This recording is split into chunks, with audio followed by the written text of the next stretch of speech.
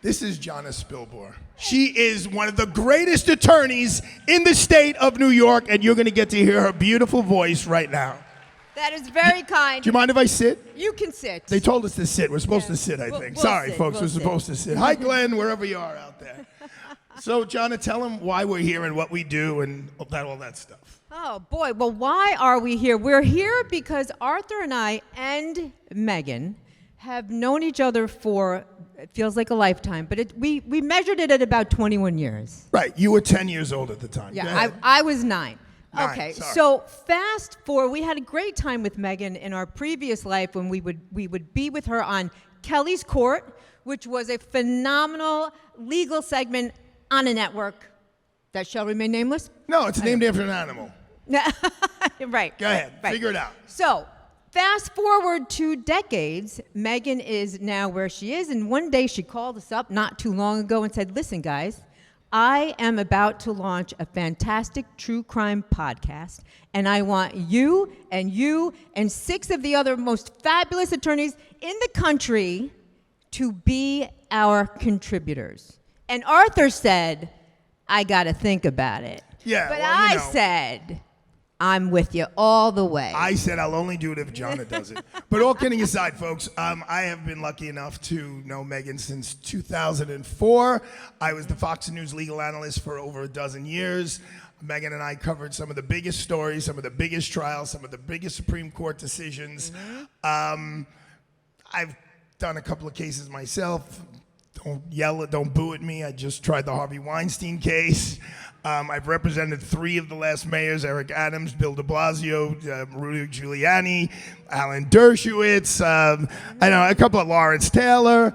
But I get to bring all of those cases and all of that knowledge and all of that experience to the airwaves, and Jonna and I and the rest of our team take one, or usually it's like 3 or 4 cases, and we break them down, and we talk about what the admissible evidence is, what isn't admissible, what we think the lawyers do right, what we think the judges do wrong, and we try to have some fun doing it. No. That's the fun part. We get to criticize all the other lawyers who are trying these big cases, but they're not our cases. So it doesn't matter to us whether they're doing it right or wrong. We get to bring our personality to other people's trials, which I think is the funnest part. And we do study, by the way.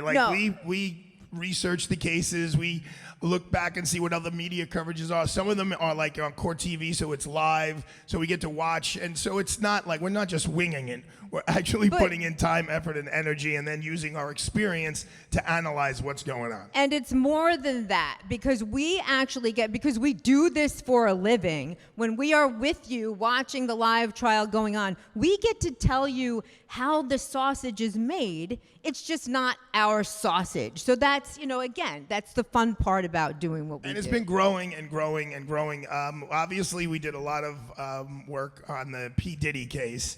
So, I know the defense attorneys in there. I know the judge.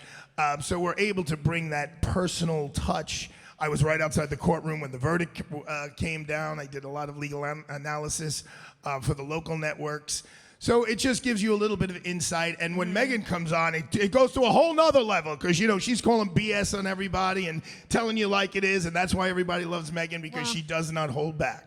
We do. Well, we call BS on a lot of people. No, you curse a lot. I am. My mother watches. I'm a good Sicilian boy from Brooklyn, New York, okay? I go to church, Padre Figo Spiritu Santo. I just came back from Sicily. Like, I'm a good boy. This one over here is a potty mouth. Listen.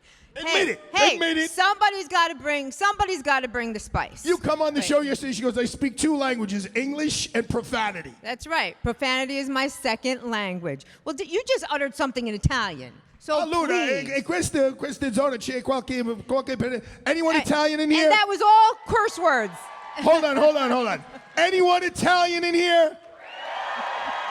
Does everybody know that Megyn Kelly's grandma is Italian? That's right, although I don't think Megyn makes a nice sauce on Sunday, but we'll talk about it another time.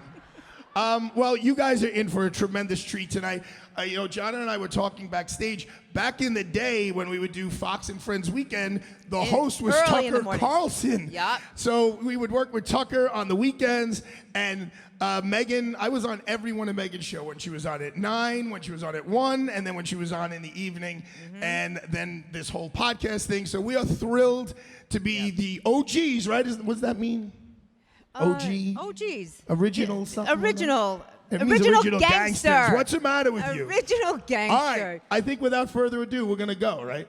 I usually don't wear my hat, by the way. They wanted me to wear the hat. I have a beautiful head of hair. That's a lie. He showers in that fedora. Don't forget, you guys, so please wait, before we let you go for the main event, the illustrious Megyn Kelly and Tucker Carlson, please subscribe to the MK True Crime Podcast. We'll keep you entertained, I promise. We will. We will promise to keep you entertained. It's not just us. We've got 6 other wonderful co-contributors. It's the True Crime Podcast with personality. I hope you got that from me. All right. Good night, City of Angels.